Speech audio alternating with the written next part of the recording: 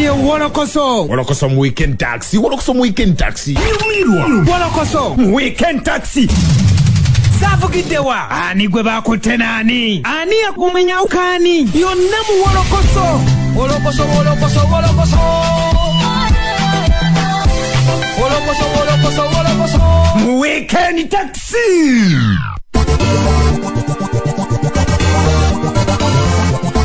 Chenda musanva kasita sasa tufuwemu mferolio simbe mpologoma enunyedeme nkwaniriza nyate mpozi abatufunira mpozi ate ku mikutu gyaffe egyenjawulo akuchenda musanva kasita sasa tufemu mwefe wano ekibuga Kampala tempozi n'emirirwano ogateko mpozi abali kuchenda mu bbiri wali emubende Fort Portal kyegegwa n'abatufunira mpozi ate ku Bukati TV abatufunira ku Uganda byogere n'abatufunira ku Radio Simba abatufunira ku femwe mwefe ate n'abatufunira ku www.radiosimba.tg tubagamba ntubaniriza mu nsi ya feno eya Wolokoso nitubakulisa ya tempozi mu nsi ya nemira byange round 2 kana tugenda ku round 3 okusandika mpozi n'oluna ku olwamande era nga tugenda kubera mpozi nga abaana bejjeyo mu musitoka kati essaawa eno ya Wolokoso nze Sula Senyonga Mr Mosquito agititibya omubwati ate okubera mpozi nga nkutuusako ebyakabina nga sinaba kubera mpozi nga tukyeyongerako njagala abaana balenzi basobola okubera mpozi nga banjubisaamu kubanga kati essaawa ya Wolokoso Chaliwa fe Wamameni Yaye yangu watobusa Bayaye netagayo mwana kudibise lya kabiri Lutuwe muyaye wafe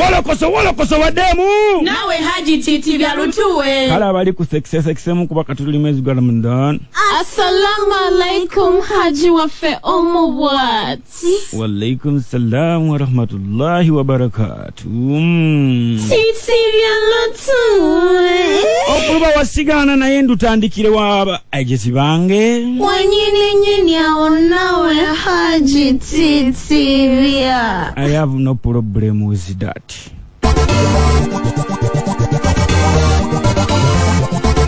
Enaku eri mu ndongo bino bigambo bya mugenzi Pojo Bukafero era nga mpozi atannagisunako tasobola kumanya nnaku egirimu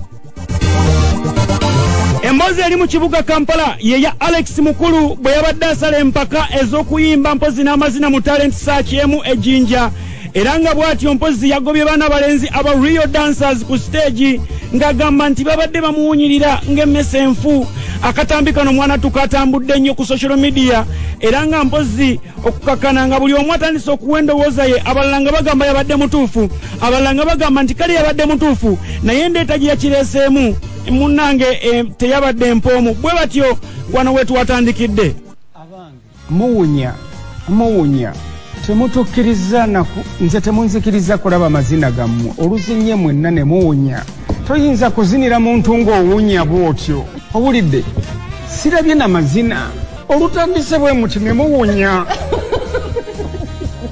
toyinza kuwunya toyinza kuzinira muntu ng'owunya mulekerawo okuwunya kyekyo musale amagezi ebombo munaabe ebombo tetusale tutya tubasale tutya nga bawunya bakitegedde ebombo kavubuka gyali naye toyinza kuzinira muntu ng'owunya nga womanyi omukisa gugwira mpozi oluusi abantu balinza okuba tebeetegese oba nga beetegese naye ne baana balenzi bano mpozi ekyabagwiridde kyabadde kisima kyennyini anti mwana mulenzi omuyimbi Bruno K bw'atyo yasazeewo n'abanoonya ebusoga ewabadde empozi gye babadde bakoledde empaka zino kubanga baana babeera mu busoga bw'atyo yabanoonyeza ng'akabonero akalaga obwaseruganda n'okubazaamu amaanyi n'abagamba baana bange baganda bange temuggwamu maanyi ebyo bibaawo mujje tutandike obulamu obujja era kati ali nabo ku kibuga kuno atambula nabo bw'agenda abanjulira abantu ab'enjawulo bwe bafunayo ku buyambi obw'enjawulo gamba ng'engoye perfume okugattako n'akasente baana balenzi bano kati bali ku kibuga bajoga olinza olowooza nti ate sibe bali mwana tu ababadde bawunya ekisu Wawuliza ba Wolokoso amanya ni ndowoozi ze Bruno Bruno K era nga ndi musanyufu nnyo okubeera nga ndi ku Wolokoso wano essaawa eno. Obali kubeera n'omutima omulungi. Omutima omulungi gwe tulina okubeera nagwo. Singa tubeera bwetu tusinga ensi eno nnungi, naye abantu abamu bajjamu fiya ey'okuyamba, abalala bajjamu yenfunirawa beebuuza ebibuuzo bwe bityo, naye bw'oba oyamba muntu tolina kwebuuza bibuuzo bwe bityo nti nfunirawa n'akisobola, yamba buyambi, Mukama yamba ebiddirira yamanyi. Nze nkuze nga ndaba taata wange ng'ayamba abantu ne maama wange, so nakuzibwa bwe ntyo nga nkimanyi nti tulina okuyamba. Baganda bange bonna abawala bayamba, mikwano gyange gye mbeera nagyo giyamba, so kinkuliddemu nti omulina okuyamba abantu. Eno ensi tulina gibeeramu nga tuyambagana. Bw'oba weegendereza aba artists abasinga abakulu balina engeri gye bagezaako okuteeka aba artists abato wansi mu mbeera yaabwe, naye lwakuba nti ekyono kyazze nga kiri public, naye singa tuddako emabega w'ebisenge wekanga nga majority of the artists abakulu bate bali. Kikyo kyenkugambye nti fear ereeta ebizibu bino byonna. Omuntu abeera awo ng'agamba wenna sharinga oluyimba lwa Bruno agenda kubba bafaani bange. Ekiraba nti Abanigeria bo bakita batanso kikola, Abanigeria bakikola, Abatanzania balina ekintu bayita ujama something like that, okwebeereramu.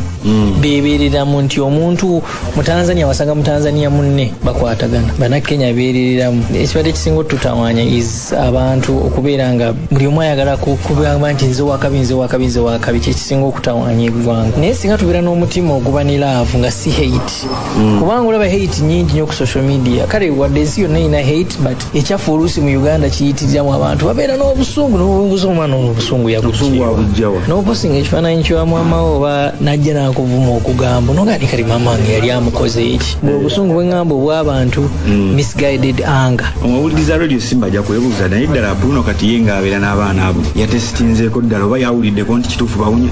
Abaana tebawunya. Kyendowooza Alex kye yagamba is bali mu myaka egya adolescence 16, 15, 19, myaka egya adolescence abavubuka baba bava mu order nti wakola ekintu ng'omupiira n'addukamu emisinde atuuyana. Baana baŋŋamba baali bazina olunaku olwo nga beetegekera competition, ne bazina. So mu kuzina okwo they started sweating nga beetegeka. Kati ate bagenda okujja wano Alex nga baswetinze, kyokka tebalina deodorant, ndowooza olusu ne lubavaamu lutali lulungi. Naye ate era engeri Alex gye yakireetamu mbi nnyo because bano abaana bato, oba obulirira omwana omuto embuulirira ndala nnyo n'omuntu w'emyaka 18 n'emyaka 2 embuulirira ndala nnyo gy'obabuulira. So they are very young, yalina okubazza ku mabbali. Oba n'abagamba coordination y'amazina gammwe tekwataganye, naye nina akala kenjagala obbagamba. Nati abamanyi Alex mukulu bagamba that is him. But that is him. Omuntu legend. Kwanza I respect Alex abadde legend bintu byakoze byonna. But omuntu legend azana charinga talent. That's not how you handle talent. Because tomanyi kyoyinza kukola mwana bangambye weyabagambye ekigambo ekyo interview ne airing iyo audition yabwe beekweka ekyalo nga kibayeeya tebanaaba nga bafuluma ssaawa emu. Kati ndowooza olaba ekintu bwekityo ye kati ye yakyogera ndowooza nga ayagala bad advice naye tamanyi kye yabakolera nti ku kyalo kwe babeera baali tebakola ki. Era kyekyo ekyannuma ningamba ngenda fiira ku baana bano na social media. Ugandans banyamba ne basharinga post nali njagala balaba ne babanfunira ne bakubira manager wange n'antuukira n'angamba baana nabafunye nange nenziramu ne mbakubira ku namba gye bampa ne mbagamba bajje ne mbaweereza transport ne mbagamba mujje like because eri gye babadde bambi bali bubi nga abantu babayimbirira ne mbagamba mujje kale nga munakyalira muganda mu kubanze kati nabagenda nafuuse muganda waabwe ne mbagamba mujje munkyaliriko eno e Kampala tubeeremu mutambulemu mukole ku zi interview mulabe ku bakoreographer mwongeremu ku mazina gammwe kuba njagala bongeremu. Ogenda kubeera nabo bbanga ki? Nabadde naakabaleeta nabadde njabaddeyo nga ku Mande ate ne bafuna omulimu waliwo ayagala obbakozesa bagenda yimba ku some film festival y'Abamerika bajja wano babbo bali wano niye yabawadde omulimu mubawanikiddewo ekintu kulo balina omukisa abo baana boolaba bambi siina we mbatwala abantu ne batabaagala abantu babaagala babawa ssente abo boolaba teri abalaba n'atabawa ssente balina omukisa okwagala favor nakyo kintu kikulu. So those guys have favor. Lastly about your new project nabo project wali olimba lwe tugenda okukolako baluyita Sawa ya Love naye nina collaboration omu ku balenzi ayagala nnyo okurapinga so njagala mulukira collaboration n'omuyimbi omu rap omulungi banne bazine yayimbe naye azine tunoonye sente za video. I think nina ebirala bimba planning njagala bafunya scholarship basomereko eno njagala because if I'm to mentor them basoba mentoring graduate jinja saba mukama mpa amaanyi n'obusobozi n'abannayuganda if they can help me out abasobola tukwatire wamu ndabe nga we can change these guys lives kuba okulabirira abaana abasatu is not easy okimanyi ekyo but kimanyi nti oyambalina kubuuza sente ozijjawa babeezaawo yes so you know there are very many people abali ebweru aba contributing abaweereza sente manager wange is on handling them too because baana bato beetaaga omuntu okubabeerako handla tebasobola kukwata masimu mbawe essimu nti njibawadde mu makubire buli omu agenda bakubira bibatame batawaanya tugenda mubagamba bakolerako bukozi sente so njagala nabakwasa omuntu abayamba manager wange abadirectinga bulungi tuli mu kikwasagana tulabe how we can change their lives bantu bangi bavuddeyo ba pledges okubayambako kimanyi mukama ajja kunsobozesa okubayamba niwe tabanga nsinza abayambi naye ajja kunyamba okutuuka ku muntu agenda okyusa obulamu bwabwe ono ye Wolokoso mu weekend taxi. nakugambye katonda kyaleese togaana abatandise nga bawunya mwanattu kati omukisa gwabagwiridde buli nsonda ya kibuga bagituukako bwe batyo n'olunaku olwajjo basisinkanye omubaka Francis Zaake ate nga mu wiiki eno yennyini basisinkaniddemu omuyimbi Eddie Kenzo okugattako mpozi ne bagenda ne bafuna ne ka offer wali eri mu Spamania eno nga mpozi masaji pala esange wali eri Ntinda omugagga n'abawa mpozi offer ya myezi 8 nga bagenda ne bakolako masaji wa bwerere gattako mpozi n'akasimbi ke yabatonedde basobole okubeera nga beekubako enfuufu okuyita obulungi mu kibuga muno. Okay, kansoke nono amanya go gwana. Anya gange nze basayirwa Banoli aka Employer UG. Ya, nimuberawa. Tubeera jinja nebuvuma wanayinga tusinga kubeera jinja nga gye tutrainingira gye tukolera buli kimu. Okay. Amanya gange nze Mwangs Israel okuva mu Real Dance Crew. Mwena muli bajinja. Yeah, fana tuli bajinja.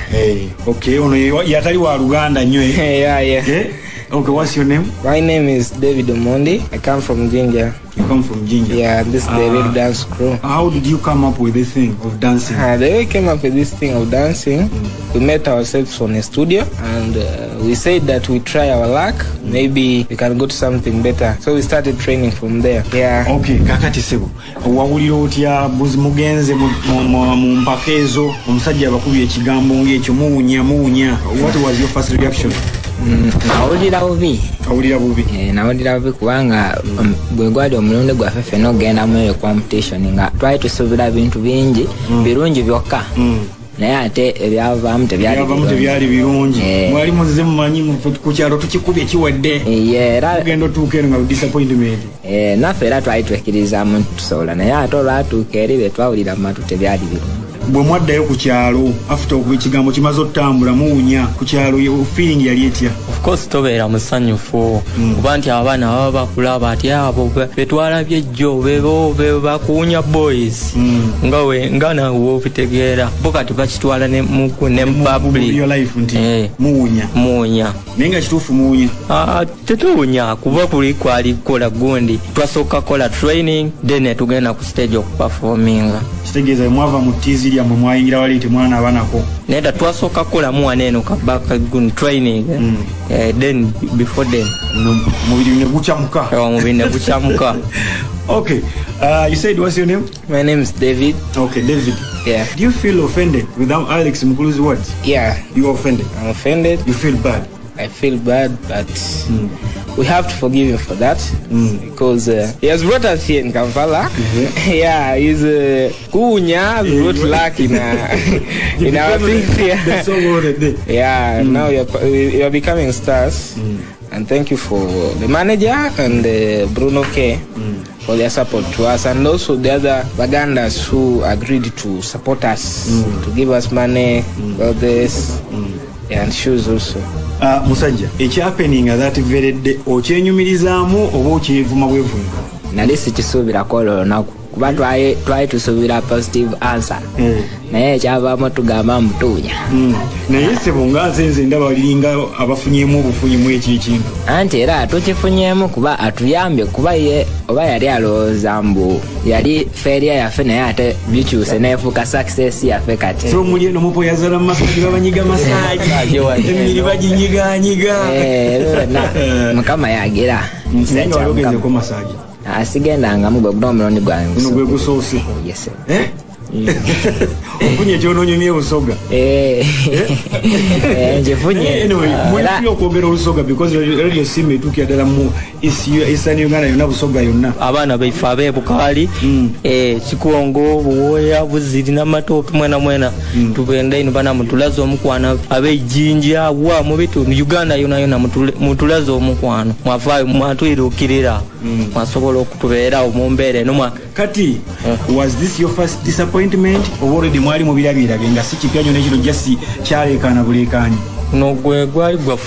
nogwali omunooni gwaife okusooka okukibona kuba twali tukisuubira nti kijja kubaawo. Owulira otya kati? Mpulira bulungi nnyo era kyenkubiriza abavubuka abalina ebitone temuggwamu maanyi kubanga newakuba hands down kubanga ekibi kisobola okufuuka ekirungi ebiseera ebijjeeyo mu maaso. Okay, lastly, what is your next move now? Our next move is to improve on our talent and be the best dancers in this world and Uganda, so that they may know us more, that these people who are smelling, and they can prove them wrong. Nakugambye ebintu bitambulira ddala ku speed ya yiri ebyo nno byonna okubaawo mwanatu byanyiza bangi era okukkakana nga abaana abanyigira ku social media bakoze ne WhatsApp group nga WhatsApp group eno mpozi erimu n'omukulu amanyiddwa nga King Saha. Ono yagambye nti kyekiseera abayimbi abakulu bawe ku bayimbi bapukamingi ekitiibwa kubanga naye ekyasinga okumuyombya n'omulenzi w'ekiwatule kubeera nti yali ayagala kubeera ng'amutwalira mu nkwawa ze. Bwe bati WhatsApp gye bakoze yabadde nkanyo ng'etwalira bubinyo Alex Mukulu ebigambo nga bino.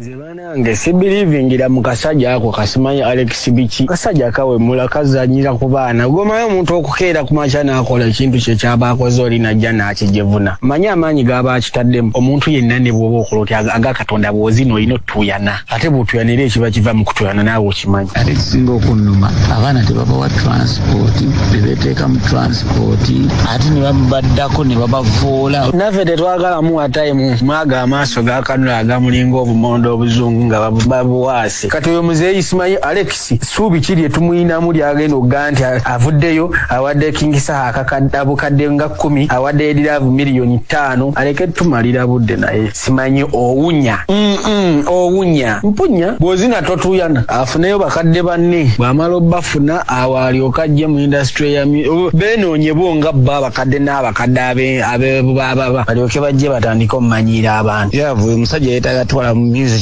bulwane bulaki umuntu akula tebamutwala mu museum ati ne bamulambula bulambuzi ne bamuwumuza oba si ekyo government ne mufandinga ne bamutwala mu bakadde ne bamulabirira bulabirizi gata wange museum tejja mumala kubanga tewaba bamuteeka mu museum asaana eno muzu nga gye baali bagenda otwala kapere eyo side mu bintuntu webityo kati eyo bw'abeera eyo n'amazike gaba gamwekengera tegamuva ku bampa gamanya aba ayinza okukyankalanya bano abaze okugalabako kati gaba gamukuba empi buli time agenda ovaayo bambi nga n'omugongo takyayina era still takyayina just tumuleke bulesi mukulu awunya n'awayiriza abaana nti bawunya mukulu gwe awunya embeera twagigoba ey'okubambira obubambiza abantu kyekizibu kyenafuna n'ekyekiwaatula juzi omuntu yogera bulungi n'omuntu omugambye nti munnange nkwetaagamu kino ne kino ne kino ne kino ne kino tobeeri ng'obambira bubambizi muntu buli muntu alina ebibye eyo King Saha point gy'oyogedde mukulu yawunya mukulu awunya oleke gwe tomuligana gakoze mu manyi awunya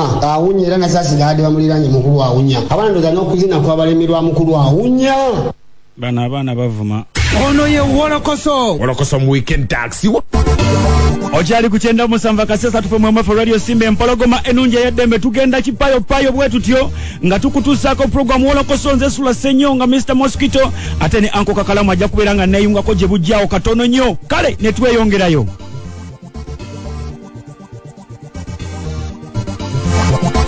Omuyimbi Chris Evans olinza omuyita mawanga magatte oba United States of Uganda mu byalaavu kubanga mwana mulenzi buli gwanga alimugunye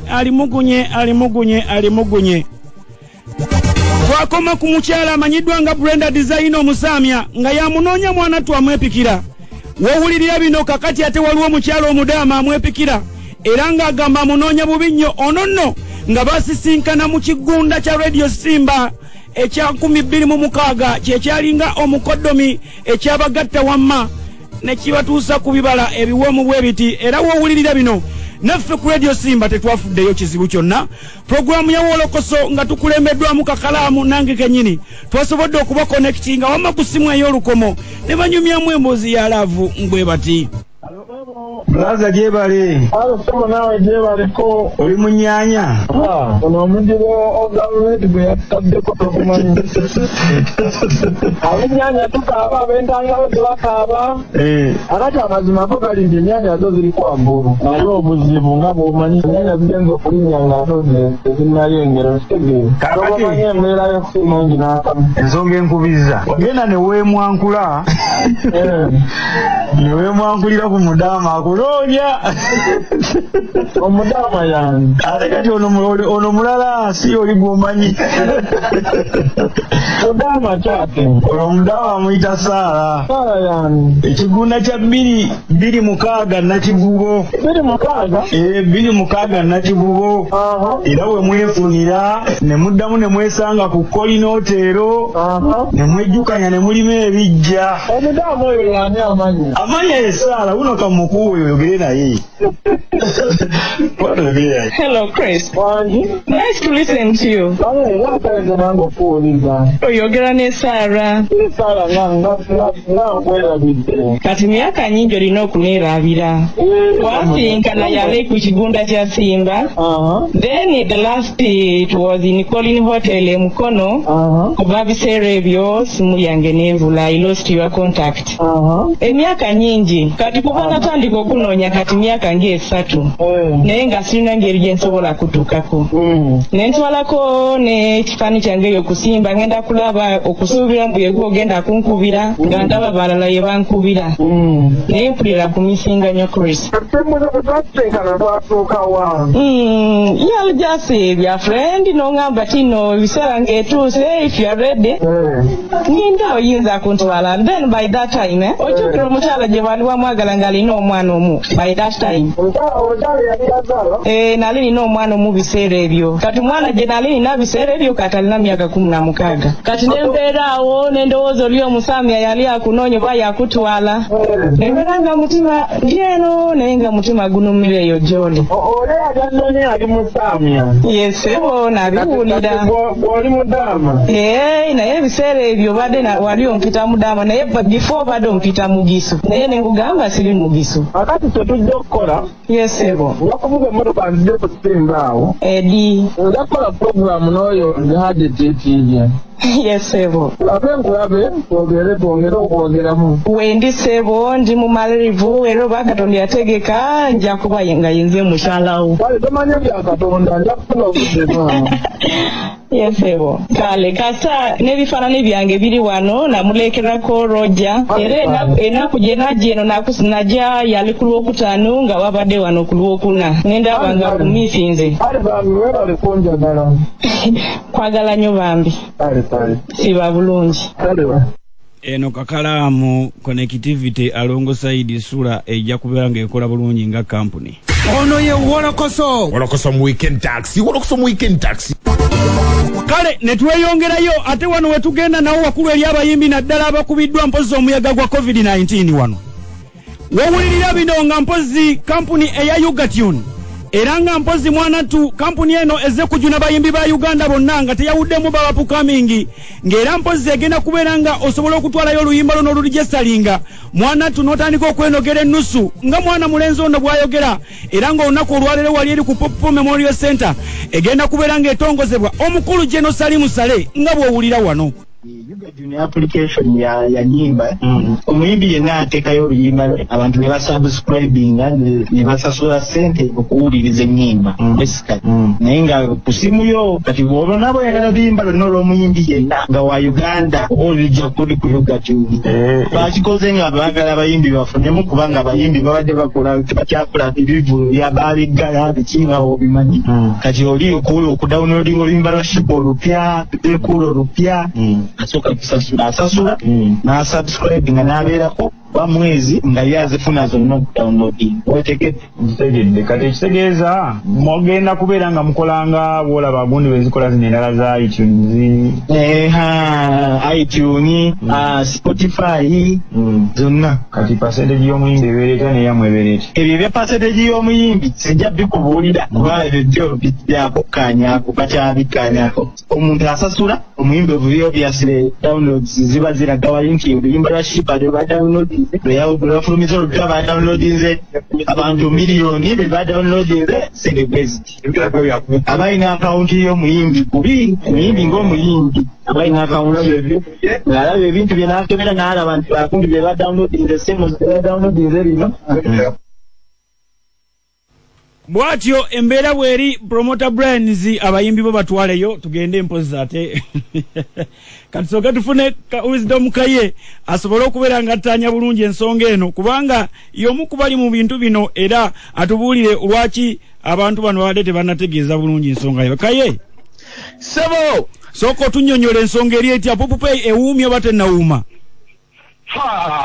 kasooka enzira wano mpulirize bulungi sebo amanya gange nze kaye wisdom mutabani w'omulaalo nsanyusa okuba ku lubogola simba taata kaakati twagala otunnyonnyoleko ku application ya Yugatune ekiriwo leero tuli wano ku Popopo Hotel mu Ndeeba Katonda yatuyambye Genosale ku lugendo lw'ejjoza emyaka bukyatandika kuyingira mu bayimbi nga Tone Sempite yakireeta yabasinkana wano nga lumu May naye abantu amaze basinkana pulezidenti oba Genosale baali bamusaba bintu byabwe nga byaffe kinnoomu Katonda we yatuyamba ffe olutwagendayo ne tumugamba tojja kulabiriranga muntu ng'omuwayo emitwalo 10 oba 5 oba mmeka tuyambe olwanise piracy wano komyawo ekintu bakasiiwukira kubanga omuyimbi akola sente mu bintu bisatu akola nga apafominze nti leta shiba n'omwa miliyoni 3 akola nga EPRS emwadde sente ze kye bayita royalties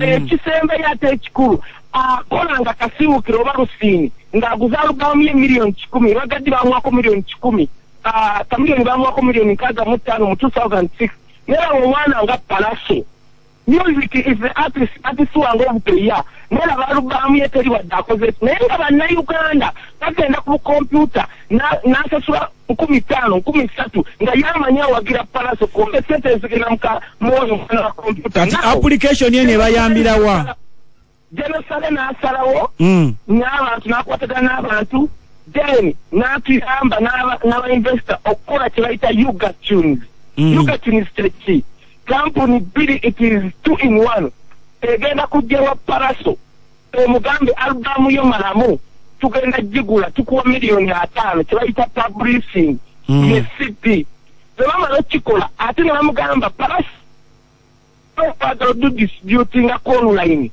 agala sente mmeka reka tebala abaana nga bano nga bale Vixon bayimbya music bakoze atya naye nga oluyimba lutrendinze mu nsi yonna naye olutrendinga mukoze nga sigadde enkalu Yugatune kyezokola nti leero tuwadde tuteeka music waffe ku Spotify oba wa n'olinga omwezi oba omwaka ofuna $1,200 Yugatune kyezokola oba music w'omuntu teeka ku online bakuwerawo sente basobola okuwa miliyoni za 5 bone balinda emyaka nga-3 okulaba nga bazikola kubanga one tebaze muzikola sente batikuddayo kutereeza music industry kanjogere kino muzeeyi nga tumaliriza abayimbi bonna ab'Uganda bwe tutembulesinga kino kintu abasajja kibaleese tebayita Yugatune mbalayirira saka gavumenti eno werivaako piracy ajja kusigala nga ali 100% mu Uganda okutongoza kugenda wera kwa sawa meka wangi okutongoza kugenda wera kwa sawa meka okutongoza kutandika saawa 4 kugwa saawa 7 era nze mmanyi tulina omusajja okakalamu n'abantu ab'enjawulo sewo kaadi ya Simba eruno ne Wolokoso ttiimu Genosale abalinze wano nga ite omusajja alumira bannayuganda abakulembeze b'abayimbi babagaddi basindi wano batulize nga tugenda funa kisente yakoze kaadi sinze sebo kale Wisdom kaye okulamba tumite nnyo bali kwagala kaye Wisdom mutabani w'omulaalo ono ye Wolokoso mu weekend taxi Chenda musanva kasira satufe mwe ferolio simbe mpologoma enunje edembe tukwaniriza gwe yakatweyungako ate nawe obedda atugoberera tukwebaza okwira mpozi ngate okyalemeddeko obeera mpozi ngate owuliriza Wolokoso mu weekend taxi nze Sula Senyonga Mr Mosquito Haji Titibya omubwati alongside Kakalam the answer ate njagala okwira mpozi ngambuza ku byana wala ne byana birenza okuda saluni ebwayise omuli Mubaraka Rona Jessica Amil Kansala atogate kompozi n'abalala Flower Sempa Richie Serwada manager Richie embera Kalamu temuyisa bulungi kuba simanyirwa akyali wana akyali na mulamu kasita kino gambotya ate mpozi ne Junior Fred Musisi kale anka Kalamu esazi nabayingirawo abawala muli wamu muwero coming right now Tusanyi sokulaba anko Kalamu nango okubasanga bakyala Ella Dezadi yadde ba baby Lutuwe bebe musoka mugamba ne muwana ku muntu abiringa alinga awo makalinga sombose y'ennyama awono oli kutenda musanva kasirisa satu femo mwefe bali esime empologoma enunje edembe afya kuchena mubiri akasirisa musakona afya ku www.twedisema.ug tongera kubuza kona jesizo okwatenga otumbo de boda stage zozona mu taxi mu butale mu magaraji gonna wale kwata mutumbu de empologoma enunje edembe akubuza kona kwandiriza kona te zeka Kalamu de answer tongera kecha answer omulembe guno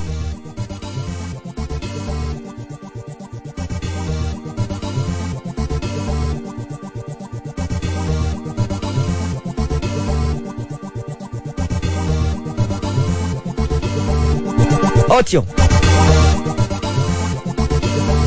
kirabika wano nange bwemba ntandikira tusobola kubatenga tudduka kipayopayo akagari ke twaliko bake twazikwatako ensonga zino weekend ewedde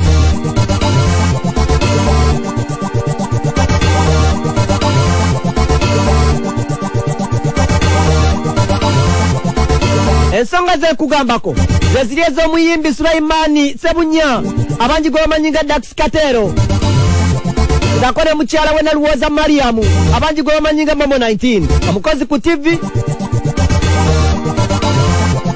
nawe nakutegezaako wano nti obuvumbo bwabwe babuwe bwali oba oli abuweddewo olwekyo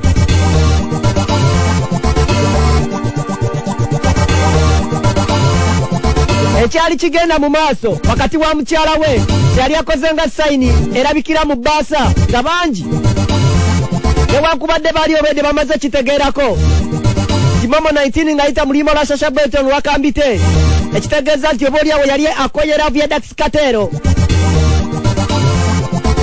yabika okubanga tekyali kubeera nga balowoozaako kirowoozo oba oliawo abantu bangi baali balinga bakitegedde nti kyali kigenda mu maaso weekend yewe nali wano wakati mu kunoonya Daxx Katel omunyeruba ku nsonga zino babuwenga akyambuze kwa kufuna omukyalo omutiru wange mu bitundu bya mubende eyo ng'ategeezako nga Daxx Katel gwe tunoonya nga bwali emubende eno ali mu kuyikuula birombe bya golodi kwefunire ku nfunfugu Daxx Katel ono yali ambuze kyaddaki munywanyi yamaze n'azuuka era ne tuwayamu Kalamu bannaye ku Wolokoso kwoli yakiriwo Kalamu sebo nakuwulira sebo mu nnima empindi ku mabega n'ebiweka zaabala we wali eyo gy'oli mu kuyiikuula nga bakugamba batya alinawe nalindi nga n'emirimu gy'abakabansi omanyi eno tubeera mu mirimu nga tukola teri lwali luno olwali lwammwe wulira ne SC oyongeza ne SC sebo nomukolera mu SC mpulira eno ayi newaffe teba lwali sebo tuba tuli mu mirimu nga tuli mu kukola yesebo naye kati mwabalangira mubeera mu SC bwe mulya kuyuga kiki uyogera naye nga kyekiriwo tewali taata oli otya nno wayi gende eno ndiyo ne basirikale bannange abasirikale bangi eno bonna batulina omulabo ngwe tulwanyisa yala baali baŋŋamba nti eno ekibuga wakisiibula oba mwaka mulamba kati guwezi nedda ekibuga nzijamu bwentyo nenzija naye nga ekiri kino tewali yampa transport kujja yesebo era sibategeeza transport yankomyawo Daxx Katel ye wuyo. Leda ndi mu mirimu bannaye ndi mu mirimu nkakkalabya. Esewo. Nteekeddwa okubeera nga nkakkalabya. Mirimu gino ngiruddemu naye lwakuba nti oba oli awo luli nanyanga ngikola nga bwe mbeerawo mpola mpola ate ngamba n'obuvunaanyizibwa obulayi. Naye okuba bwe kiri nti nno ebbakuli y'omuceere baagisamba ne ngamba kanyweze emirimu gyange gino egy'omumutwe. Era nze nali ndi ne tiru nga ngamba nti amulabako eno ne ngamba ne tutategeera. Nakuwulira naye ate eyame yakunyumiza yali alengera bulengezi yali talaba. Tiru. Yalengera bulengezi nga talaba. Naye mbeeramu. Omulimu gw'oyogera gw'ogamba ogw'okubeetinga ogwo omulimu teguli mu riba okubeetinga ng'akumanya emipiira si riba teguli riba ani kyevadde laba nti nkugambye eyakugamba yalengera teyalaba yalengera bulengezi ami naye akatamanyizibwa wengi naye nga tubeera mutukola mwetuli tukwasaganya emirimu ng'omukisa gwolina tebagulabanga sebe okwasa sebe effunfuguli ennyini naye badda birubonde gw'okinyamala tosogola baganda ba tukolera ddala teri olwali lweyo era abantu abali bagenda buli muntu mulimu gwakola agukole ng'ateekamu okolera ddala kuba bave mu lwali abantu b'e Kampala bakaalya lwali oli n'akuba essimu ku leediyo n'agamba bannange tuli obwavu bututtanga akubisiza eyatime wa mitwale naye eyatime wa mitwale n'asobola okukola bizinesi abantu bakolera ddala Kateero ebyo byonna nga tubyogedde amaka go gayimiridde gatya erya ddala nga twogera amazima amaka ga Daxx Katel n'omukyala Momo19 ngo gayimiridde gatya nze nange nakuwulira ku leediyo zinange oyogera n'enyambo oba abantu babijja wanaate ne seewuunya kubanga emmere yesu yennyini ku mulembe gwe tewaaliwo leediyo naye baamwogerako nze munange nze ne mukyala wange tuli bulungi tetulina taabu nti mukyala wange ali mu kukola nange ndi mu mirimu eminkola wakataliirewo yatambulamuuko ate amaze ebbanga abadde nga agenda nanga n'akola nadda naye kati olw'embeera nti embeera ya covid weeri kati ate eri bwate eri bali serious nnyo kubanga n'ensi ezimu ziri mu lockdown kati ate NGO yaabwe ekola bulungi nnyo eringa lockdown yamukwatirayo eyo nedda teyamukwatirayo okutambula kuzibu ogende wiiki emu ate odde ate omale oddeyo ate nga n'emirimu negyeyongerako keeri so kati gyali akola naye nga tuwuliziganya bulungi naye ndowooza oba abantu bali betolaba abantu balaba eri apartment gye mwasulanga nti erudde okuggulwa nga bagamba bano balaba abaki tebabanga bafunira obuzibu mu nnyumba kati otandika okubuuzabuuzaako ne bagamba nti omukyala ye yagenda dda Daxx Katel yagenda emubende simagolodi omukyala n'agenda yanuba ekirungi nti si kirimu nti onoolaba nti bannayiba tebaanika waya naye eriyo ababeerawo ate balabirirawo bulungi nange era olumu bwenfunamu akadde nga mpitayooko nga ŋŋendayooko ewaka nga bw'omanyi nga nkomawo naye nga tuli mu mirimu muganda tulina olutalo lumu nze mukyala wange bakyali bange abalala bonna eno tulina olutalo lumu twalugula ku muyeekera yala tumufufuga mumuli bubi mumutuuseewa tanaba kuwulira naye waali teyeebase ono ye Wolokoso mu weekend taxi kale olw'obufunda bw'obudde oyo omunywanyi tugenda muwummulizaawo katukwateko wano wetudda simanyi oba bitandikirewa kubanga ensonga zikwatira ddala ku munywanyi wange mwennyini era akageri we kali nti wano tewali awona singa omwana yeesowolayo nga bwino wamulina wanatu nange mba siina we muziyiza manyi oba otegedde seruganda wanatu mba ndi awo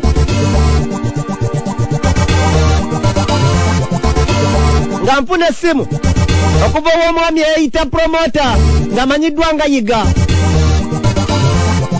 kale nga n'ensonga ezantegeezaako wanatu wotandika oziwuliramuuko eggumba lyewetaaga okuba ate nga naye weewulirirako mwennyini oli otya ssebo kakalamu namba yange ujojiika nga lwaki sigirina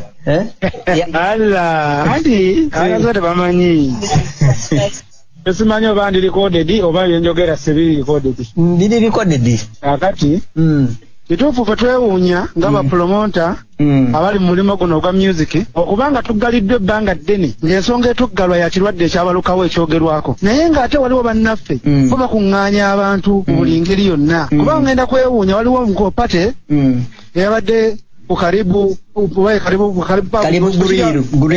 kiri awo bugoloobi nga waliwo abantu abasukka mu 2,000 endongo neevuga mpaka budde kukya okusinziira ku Igone ensonga zantegezaako emibalabalamu n'ekifo kyantegezaako ekya karibu guriiru anironje bugoloobi saako nebyayogerako bakira bintwalira ddala ku kiri ekya munywanyi wange Dr. Jose Chameleone kyeyabadde ategese birthday emyaka 42 gye yabadde ampiseemu bakiranga igagikuba nogikuba ogifiirako obufiizi kyeneebuuza ekibuuzo teyabadde birthday ya Chameleone eyo ndowooza yeeyo yennyini kubanga nayiseewo zaabadde essaawa 3 ez'ekiro nga ŋŋenda baanadde nina omulwadde gwe nno eruzira ne muzzaayo ku ssaawa 7 wayiseewo 3 ez'ekiro nga kafiyo etandise ng'esindogomala nga ntwala ngenda kunona omulwadde ng'esindogoma ng'endongo ng'esindogoma owulira ng'abantu bagamba mawuleddi ng'ogamba kyembuuza tesinzira ku ebintu ninako yiga nomala n'ogenda n'odda ku ssaawa 7 ogwa ddi ku ssaawa 7 ogw'ekiro obaana denziza mulwadde waka ng'era ng'abantu bali awo endongo evuga okufa ne ŋŋamba lwaki tebaddaali ndongo eno ne tukola kubanga tulabira ddala parties nnyingi n'abatali awokka olabye abantu bakozeekoze obubaga simabana batongoza babajaganya simanya kuwangula kwa bibiina bino tulaba abantu bali mu 10,000 kati n'ogamba naye kigendererwa kiki kigendererwa kyokubanga tuli mu kunyigirizibwa bwe tutyo nga tetufiiriddwako mwaka gumu n'ekitundu baga mu bulwadde naffe batukolerewo enteekateeka ze bakolera abo omusango gwo wagenze okuyitawo nga ewedde ng'eri mu kuggwa obanga eraga abantu bakyayingira ng'eraga nga tetandika obutandisi nga masiki olabamu abantu abayingira balina masiki oba nedda bino mbikubuulira ng'omuntu ali mu Uganda abantu ebya masiki babivaako dda ng'endongo bakuba nkatu mubiri ku mubiri nkubuulira amazima ge gano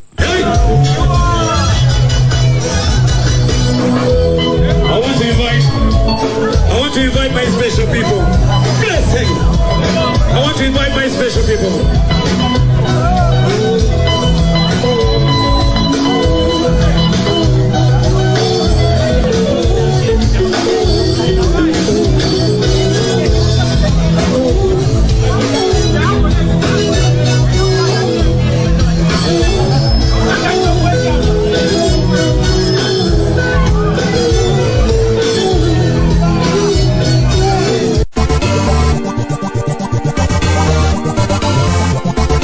mwana tu endongo kituufu yabaddeyo ng'esindogoma era awo yiga kyamuwadde amaanyi okwongera bwino era nze nsaba kimu gavumenti esinziire awo n'endongo ekite kirabika ffe bannayuganda abadde bafunye authority okuva mu gavumenti nga bafunye ku poliisi ate authority yeegiwa bamu na bamu nze mpoli yasimanya oli ategese dina pate n'osanga wali abantu 2,000 naye ng'ate bw'ogamba kategeka endongo y'abantu 5 tebakukkiriza otegeera parties nnyingi nnyo mawoteri gabamu parties nga bazituumye simanya kyalite biki n'osangamu abantu naye nga waliwo ne security ekola ki ekuuma kyembuza lwaki security eyo tetuweebwa naffe abategeka ebivvulu ne batuuka muteekemu abantu 5 mu kikaali kubanga kikambuuze kolona agenda mu show z'abayimbi tagenda mu mwezo parties dina tagenda mu birthday ebibuuzo wakati nga binsoyasoya nga sinza alina ansa kwe kunoonyako ku mwogezi w'ekitongole ky'ebyobulamu Emmanuel alina byona abitebye munywanyi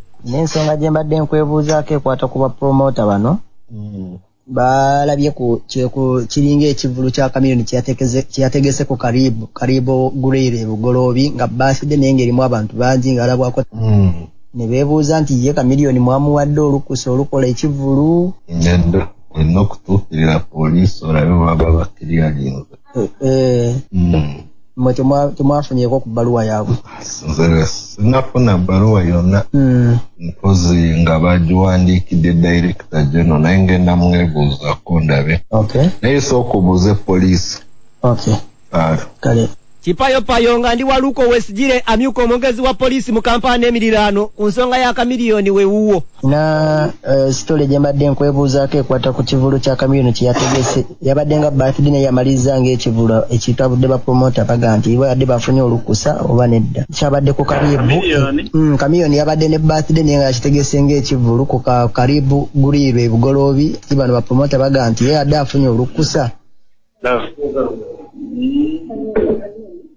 kambuzi ndabe sina kyemmanyi ekyamazima omwogezi wa polisi teyanziridde kale nakageri akabadde mu kivulu kano kamiliyoni wali omugezi ddala bakira yakubyenga mu bbali nga bwakowola omu ku omu obanga batandika okunoonya we banaatandikira okusiba amannya ge gaago. I'll invite my other friends. B2C in the building. B2C in the building. Papa City Melody. Chico Chico. Vinod Official. Vanessa! Vanessa, you go get some video. DJ Shiro, come here, man. Weezo Marizo. B2C. Come here, my family. We're not familiar.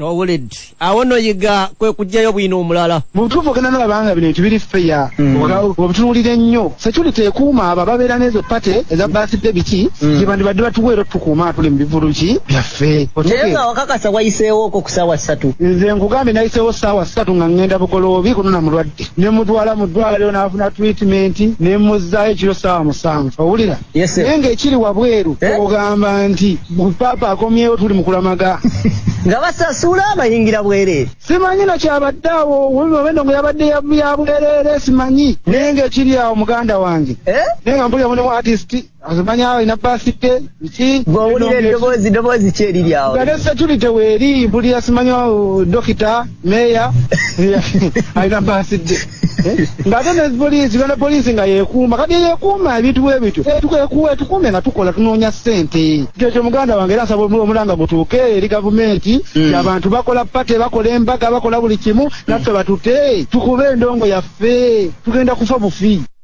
ono ye Wolokoso kale